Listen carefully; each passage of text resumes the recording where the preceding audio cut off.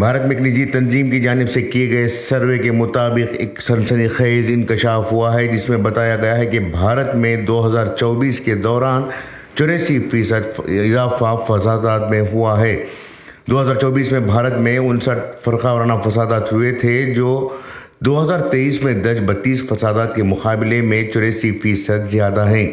The tale of communal riots in India in 2024 کے عنوان سے جاری کردہ رپورٹ میں کہا گیا ہے، جو centre for study of society and secularism نے شائع کی ہے۔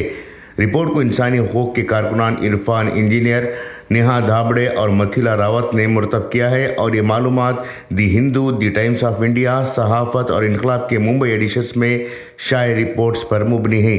رپورٹ میں کہا گیا ہے کہ وزارت داخلہ اور national crime records bureau (NCRB) کے پاس فرقہ فسادات کے تفصیلی ریکارڈز موجود ہیں، لیکن حالیہ برسوں میں ان اعداد و شمار کو شائع کرنا روک دیا گیا ہے۔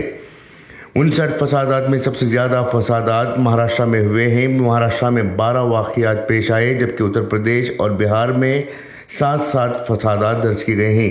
ان فسادات میں مجموعی طور پر 13 افراد ہلاک ہوئے، جن میں 10 مسلمان اور 3 ہندو شامل ہیں۔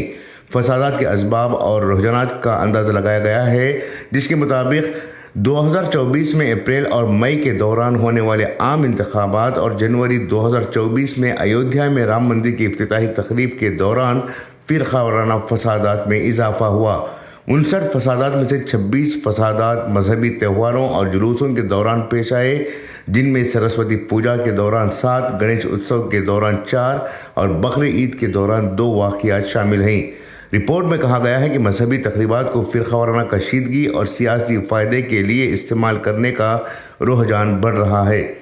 رپورٹ میں یہ بھی بتایا گیا ہے کہ 6 فسادات متنازع عبادت گاہوں سے متعلق تھے۔ ہندو تنظیموں نے الزام لگایا کہ کئی مساجد اور درگاہیں غیر قانونی طور پر ہندو مندروں کو منہدم کر کے بنائی گئی ہیں۔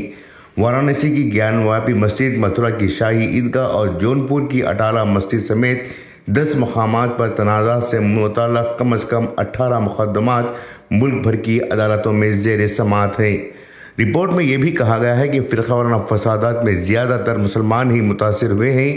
حالیہ برسوں میں مسلمانوں کو نشانہ بنانے کے لیے سرکاری اقدامات جیسے بلڈوزر کارروائیاں ایک تشویشناک رجحان بن گیا ہے۔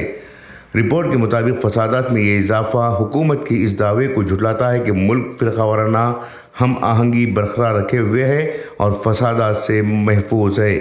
بیورو رپورٹ، انقلاب نیوز، ممبئی۔